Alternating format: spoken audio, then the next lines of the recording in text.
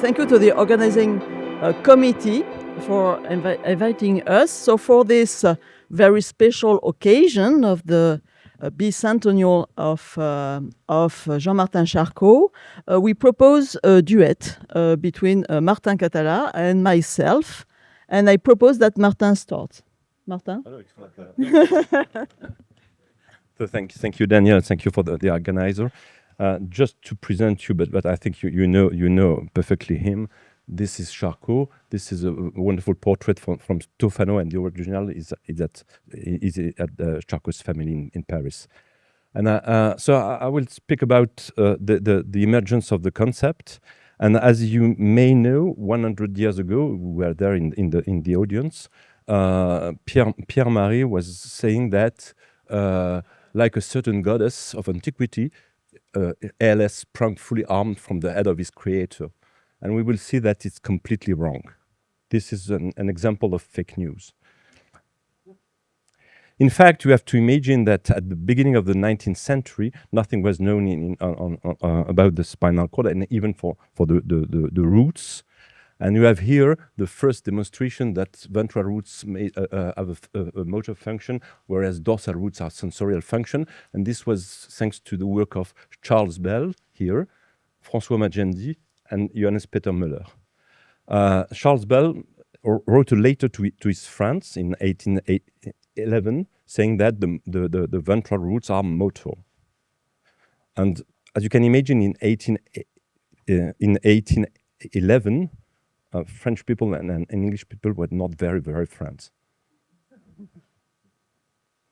Not at all.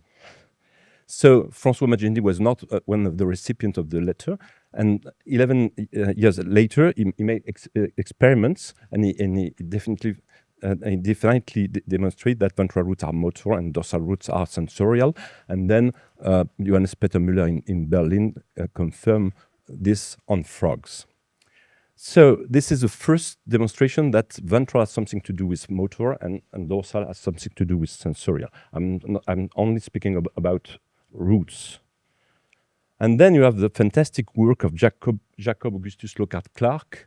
It was the researches into the substance of the spinal cord. It's a fantastic histological section. And look at this. This is published in it was read in 1850. And look at this histology. It's fantastic. It was the best histology of spinal cord at that time. And as you can see here, you have here the emergence of the ventral roots. But if you read carefully Lockhart Clark, he says that it's not possible to make a connection between these huge cells and the axon. Of course, he doesn't speak about axons, but anyway, the fibers in the roots. And then you have the first, I think it's the first description of what is a case of ALS by Jean Cruvellier here in Paris. And the patient is Prosper Lecomte. And I've seen the certificate birth of Prosper Lecomte today at 2 p.m. It was not known at all. So he was born in 1815. And so the date of the age when he died is completely wrong in the publication. And in fact, Cruvellier present the patient as affected by progressive muscular atrophy. And if you look carefully at the description, he made a description of fasciculation. I put this in French, like frémissement, contraction fibrillaire, tremblotement fibrillaire, soubresaut. But and he added that there were no cramps, and he described a sort of general tremor linked with muscle contraction. And in fact, retrospectively, we can ask for, is it a clonus reflex or a pyramidal clonus? The clinical presentation is very similar to ALS, and Cruvellier looked at the spinal cord, and he said the spinal cord is considered as normal, and the ventral roots are described as atrophic. Then you have the work of Jules Louis, and also published as Atrophie musculaire progressive. And this is the original, and this is an English translation. In the anterior horns of the gray matter, at the exact point of emergence of the anterior roots, we could not detect, even after careful analysis, any nerve cells. They had all disappeared. But we don't know what is a nerve cell according to Jules Louis, because we have no figure illustrating this fact. And it was the first demonstration, it's Lockhart-Clark, we have known, and this is a case very badly described in terms of clinics. And really, it's a shame, at least in my opinion. And look at this, he describes cells, which are these huge cells that are atrophic. And this is the first demonstration of this. But of course, we cannot say that these cells are responsible for the formation of the fibers. And we have to wait for other techniques to be sure that these cells are at the emergence of the axons. Then I just want to speak about a man, I'm sure you know him, it's Augustus Volney-Waller. In fact, he's an Englishman. I was convinced that he was a German, but no, he's an Englishman, but he studied medicine in France, and he defended his inaugural thesis in French in 1840. And he described here the Wallerian degeneration of the peripheral nervous system. And you have here a section of peripheral nerve, and the distal tip is degenerating, whereas the proximal tip is not. And this is the first demonstration of Wallerian degeneration, but for peripheral nervous system. In contrast, you have Ludwig Türk from Vienna, and he was able to describe Wallerian degeneration, but in the spinal cord in hemiplegia. And Charcot will use this a lot just to demonstrate the position, the exact position of the pyramidal tract. And what is quite very important is the publication by Otto Deiters here in 1865. Otto Deiters was able to dissect cells and to follow the processes of the cells. And look at this. This is what we call now a motoneurons. And he described that there are two types of processes. One which is called by him Protoplasmofortsätze. I'm very sorry, I'm very bad in German. And the second one is called accent cylinder. And of course, you know, now it's called dendrite, according to the terminology of Wilhelm His, and axon according to the terminology of Albrecht von Koelliker. So now Danielle will speak about Charcot's work. Then Charcot came. So the 1868 is commonly cited in description of Charcot amyotrophic Charcot work as the first time he really described what he called amyotrophic sclerosis. Actually, he presented the clinical presentation of a woman called Catherine Obel here in Salpêtrière Hospital. And Catherine was alive. She was in front of Charcot and his students, as you are in front of me today. And so he described the pathology of Catherine. And but it was not really published. It was published a year later, and she died in the meantime. And then in this publication, he was able not only to describe the clinical symptoms of Catherine, but also the anatomic and pathological record of what he observed. And it's very, very interesting, actually, to... is this a pointer? Yes? No, it is. Yes. To see that he showed the involvement of the spinal gray matter and of the lateral tracts, and it's And actually, he described those features by comparing to normal spinal cord provided by the British neuropathologist Lockhart Clark, who was a good friend at this time. So, but the work of Charcot about amyotrophic lateral sclerosis is obviously not limited to this single observation. And for years and years, actually, he was thinking about the mechanism of the disease.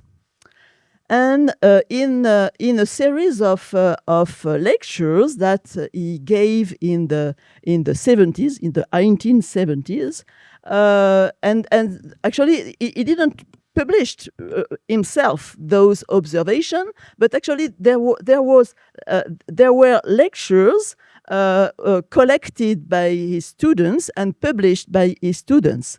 For example, in this one, published in 1877, he gives a very precise description of a deficit, a motor deficit in this lady named TR. She was 58 years old. And he gives also a very precise description of levels of spinal cord and medulla in which there is a degeneration of the pyramidal tract and of the lateral bundles. This drawing, this published drawing, this printed drawing, actually, it has its exact equivalent in an album, a sketchbook, which has been long kept in the neuropathology department of Salpêtrière and which is now at the Bibliothèque Charcot of Sorbonne University. In this sketchbook, there is the exact equivalent of this printing, with nice watercolors which have been drawn by Charcot himself. This nice drawing is actually part of a plate in which there is, in addition to the spinal cord levels, there is drawings of the thenar muscles of the hand, and actually there is the name of the patient which has been who provided actually the samples which are here represented. The name of the patient was Trouillet, and Trouillet, the name begins by the exact same letters than in the lesson published a few years later. So this lady was identified. Actually, we identified her. She was a wool winder, married to a printer. She was called Victoire Trouillet. She was a mother of 4 children. 3 of them died in infancy, and her husband died in Bicêtre Hospital in 1958. That's about this time that she started to develop pain in her back and difficulties to walk. And on Christmas Eve 1862, she was admitted to Salpêtrière. And here is the observation which was taken a few months after she was admitted in 1963. In this observation, it is said that she had progressive difficulties to walk, and that the pain which was first described progressively disappeared. And when the observation is taken, she's walking with a crutch. Actually, the course of her disease was very long because she died in December 1874 in Salpêtrière. So if we take into account the story in the observation and the length of her hospitalization in Salpêtrière, her disease lasted about 16 years, which is quite atypical. But back to the album, it's noticeable that the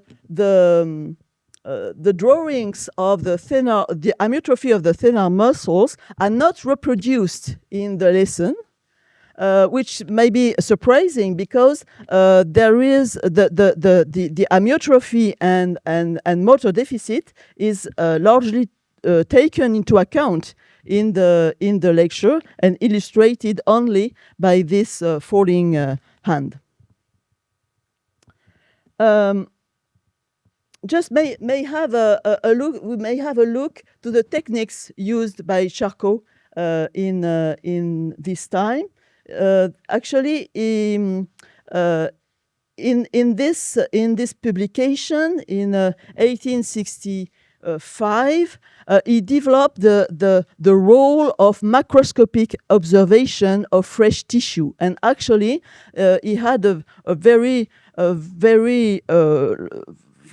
large confidence in the macroscopic observation. And here, in this particular publication, he describes the gelatinous aspect of the lateral tracts. But to obtain sections of spinal cord, he had obviously to harden it to be able to cut it. And the fixative which was used at this time was chromic acid. So that's the one that Charcot was able to use. And in this publication, actually, he tells that after fixation, he was able to recognize the sclerosis, the degeneration, because the staining was even before any stain, it was visible because the color was lighter than normal tissue. But after fixation, it was even more obvious when carmine red was added. So he obtained slices with violet tinted bundles that he reproduced in his drawings. Actually, Charcot in his publications or in his lectures didn't give any information of the way he cut tissues. But we know from Mathias Duval, who lived at the same time as Charcot, that macroscopic organs were cut by hand, often with a knife, like this one, which is reproduced in Mathias Duval treatise. Or in the same treatise, Mathias Duval recommends for spinal cord this kind of microtome. Of course, microtome in this time have nothing to do with microtome we are used to see today. They didn't exist. But so the ancestor of our microtomes was this device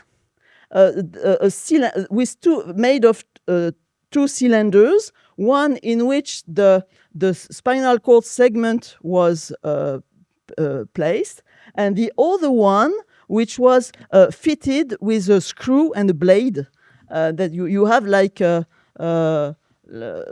you have to turn the screw to slide the cord. Anyway, well, it works beautifully because they had beautiful preparation, as we have seen some examples. On the same plate, there is another drawing, which is the result of treatment by acetic acid. And the comment is it's a dissociation of the fibers. It's not sure it's the same patient because the two drawings are pasted on the same plate. But anyway, in this particular drawing, the description is about altered chords. So there are some actually we would say now that's axons which are abnormal. But what was the interpretation by Charcot? What actually did he teach to his students? In the same album, there is another drawing, page 4, and this drawing represents a section of spinal cord with this lovely watercolor localization of different bundles. And the legend of the drawing is that that's the spinal cord of a human fetus, age 7.5 months.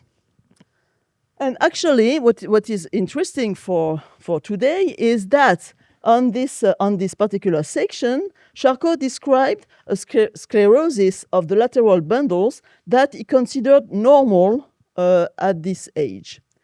And in a lecture, in one of the lectures published in 1875, actually, not really a very similar drawing is reproduced, not exactly the same, but very similar, showing the bundles which are more vulnerable to sclerosis, according to Charcot. And among those bundles, he reports the Turks bundles that Martin talked about, which are actually the direct pyramidal tract. And describe the fact that degeneration of these bundles is always associated to impairment, sclerosis. It was not degeneration. It was not impairment. It was sclerosis. The word he used, associated to sclerosis, similar lesion in the posterior part of the lateral tracts.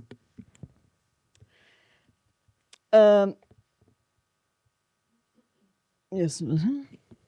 Actually, Charcot was actually looking for clues for the mechanism of the disease in the stages of development. It was his idea, and actually he was a great reader, and he had a wonderful command of the literature, scientific literature of his own time. So he had read all the papers, all the publications in French, English, German, made during this time. And so here, in this lesson, he mentioned the work of the German anatomist Flechsig and of his own student Antoine Auguste Pierret, who were anatomists and embryologists. And what they observed, and what is very interesting for Charcot, is that the lateral bundles are myelinated much later than other bundles in the spinal cord. And he reproduced this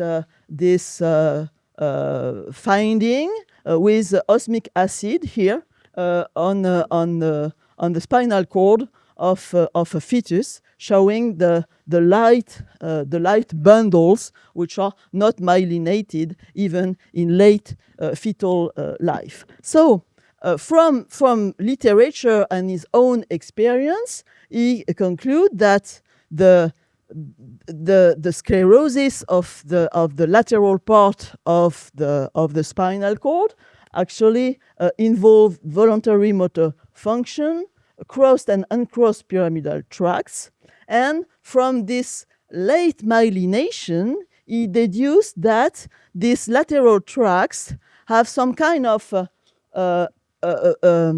vulnerability to what he called autonomous pathology, because he thinks that they may be the first step in the disease, autonomous pathology related to their late myelination.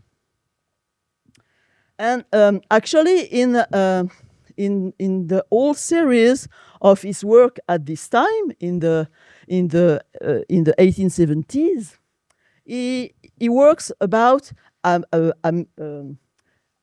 spinal amyotrophies, and for him there are two groups of spinal amyotrophies: protopathic and deuteropathic. That means primary and secondary spinal amyotrophies. For him, protopathic spinal amyotrophies are those where the spinal gray matter is involved alone or at first.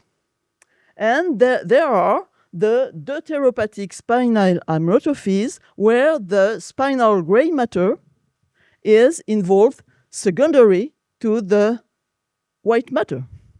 So that was his belief. So to summarize his theory at this point of his work, actually, he imagined that the lateral bundles of the spinal cord may develop autonomous sclerosis, symmetrical. What he called this symmetrical sclerosis systematic autonomous sclerosis, and then this systematic autonomous sclerosis, due to this special vulnerability of the lateral bundles, may lead to some kind of propagation to the gray matter in the spinal, some impairment of the spinal gray matter, and this impairment, when it happens, may lead to amyotrophy. And this amyotrophy is propagating from muscle to muscle in a way he called invasion, envahissement in French. So envahissement of amyotrophy. So just a word about what he called inflammation. In the legend of this drawing is infiltration by leukocytes in the tendon. Actually, we'll never know what actually he observed. Is it really leukocytes or is it amyotrophic fibers? It's very difficult to say. And in any way, inflammation at this time, the concept of inflammation was under debate. It was not at all what we know today. So inflammation, and even in Charcot's work, inflammation may be a synonym of irritation, of lesion. So some concepts which are much larger than what we call today inflammation. So as a conclusion, so amyotrophic lateral sclerosis did not spring fully armed from Charcot's head, but it was the result of a very long intellectual process, the results of his experience, his observation, his imagination and interpretation, based on an accumulation of short studies that he had collected and that he interpreted. So that's the end, and we thank all the collections, archives of Paris City, of Paris Public Hospitals, of Sorbonne University, which made our works possible. Thank you very much.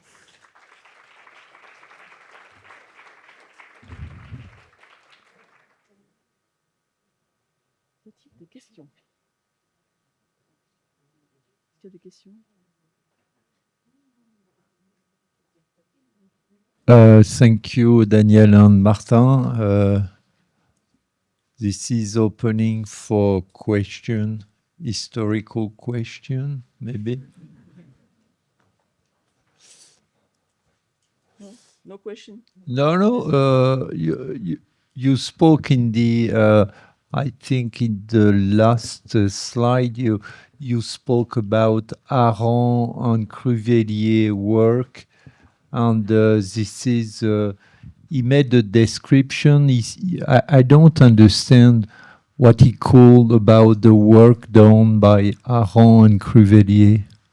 But in fact, the world of Aron it was considered as a pure muscular disease, and then he was very surprised because he said Cruvelier said that when there are people visiting his department in La Charité in Paris, not in Berlin, he showed that this patient.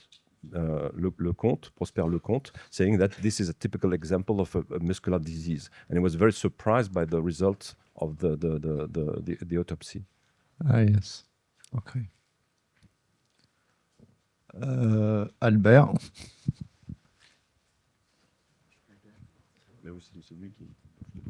It's a curious question. If you read the major German neurologists and neuropathologists of this time, Strümpel or Erb, they are absolute supporters of Charcot's methods already in the 70s. So the word must have spread through Europe. How does it spread in these times? By mail? No. Or internet? No. Visitors only? How did this spread, this knowledge? But you have in Les Patrouilles, for example, you have a lot of foreign visitors coming to see Charcot, but also Charcot was going to Berlin or to London, and he has also visits, and it was quite common. And of course, you have also letters, and then you have meetings. But it's not necessary to have mail or Zoom meeting or anything like that. But it's quite interesting because they are able to discuss even if they don't speak the same language, and I think it's very interesting. And even after 1871, Charcot went to Germany, contrary to what is commonly said. In fact, he was able to visit Germany, and for example, he wrote to Virchow, and there is no problems between them.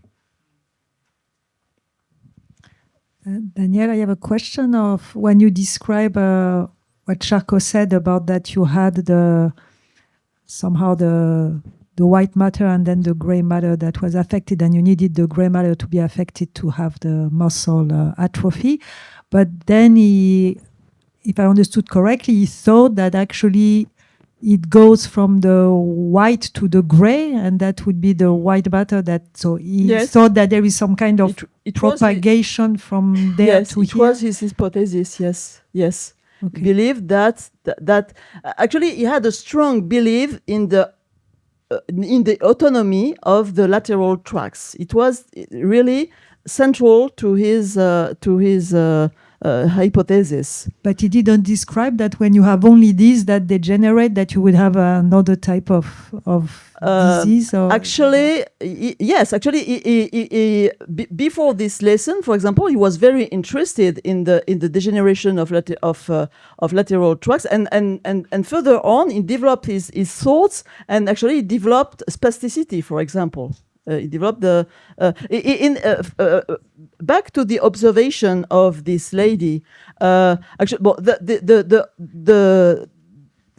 let's say that actually her disease didn't really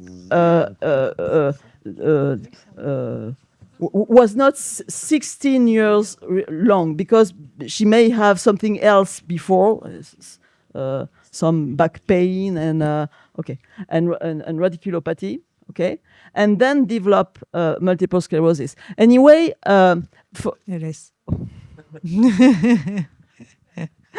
ALS, and but anyway, it's in his observation, he doesn't describe any spasticity.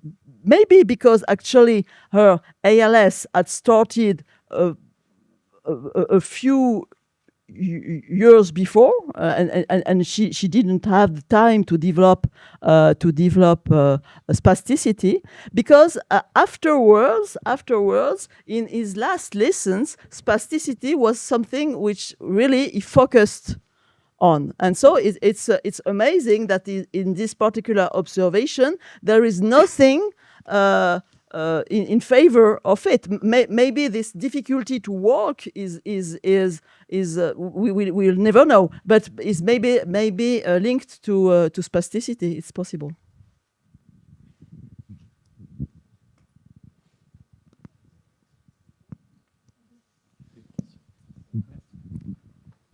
Very interesting. I was surprised to hear that he worked on young tissue also.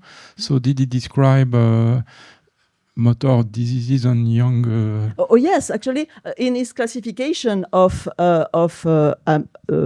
spinal amyotrophy, his protopathic amyotrophy is mostly young people amyotrophy, child amyotrophy. And then he described chronic amyotrophy that you may encounter in adults, and then deuteropathic amyotrophies, actually, which are most frequent in adults than in children. So that's protopathic. Deuteropathic is not really child adult, but that's one is more frequent in children and the other more frequent in adults. Thomas? Yeah, thank you very much for your historic insights. I have read recently that Charcot resisted to the idea that PMA is the same disease, and that only de Gerin was the one who said this is actually one disease entity. Would you support that notion? No, we don't know. No, actually, in his description, in this particular series of lectures, the topic is to really to describe different types of what he called spinal amyotrophies. So it actually there are together phenotypes that we may call spinal amyotrophy now, or lateral amyotrophic sclerosis, or primary lateral sclerosis, and so on. So in a series of lessons, he describes various phenotypes and various types of lesions in the spinal cord. But there is not real discussion of who is right and who is not. So he's trying to develop his theory about the happening of involvement of spinal gray matter and lateral bundles, and the occurrence of both allows him to develop his theory about the spinal amyotrophies. It was also helped by the studies on poliomyelitis, because it was quite acute poliomyelitis, which was quite frequent at that time, and so this points to the ventral wall.